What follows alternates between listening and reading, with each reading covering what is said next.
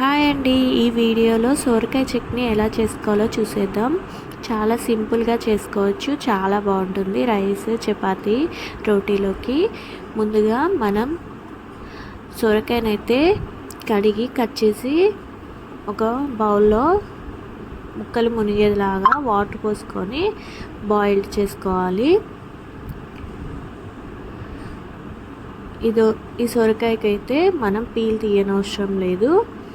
ఇప్పుడు ఒక చిన్న టీ గ్లాసు పల్లీలు అయితే వేయించుకోవాలి.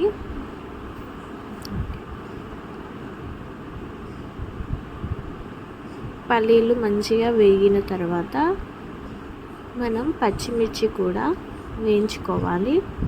మంచిగా వేగిన తర్వాత మనం ఇప్పుడు పల్లీలకున్న పొట్టు తీసేసి మిక్సీ జార్లోకి తీసుకోవాలి. మనం ముందే చిన్న నిమ్మకాయ సైజు చింతపండు అయితే నానబెట్టి పెట్టుకోవాలి. అవి వాటర్తో సహా అవైతే చింతపండు అయితే వేసుకోవాలి. ఇప్పుడైతే ముక్కలు కూడా ఉడికాయి.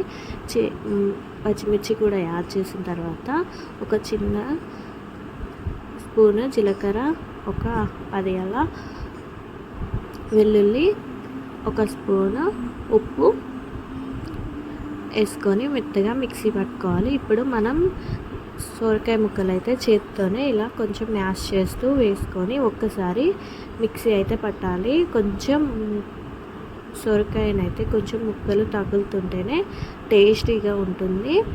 అలా ఇష్టం లేని వాళ్ళు మెత్తగా మిక్సీ పట్టుకోవచ్చు, బాగానే ఉంటుంది. కానీ ఇలా చాలా టేస్టీగా ఉంటుంది. ఇప్పుడు మనం పోపు పెట్టి ఇందులో వేసుకోవడమే.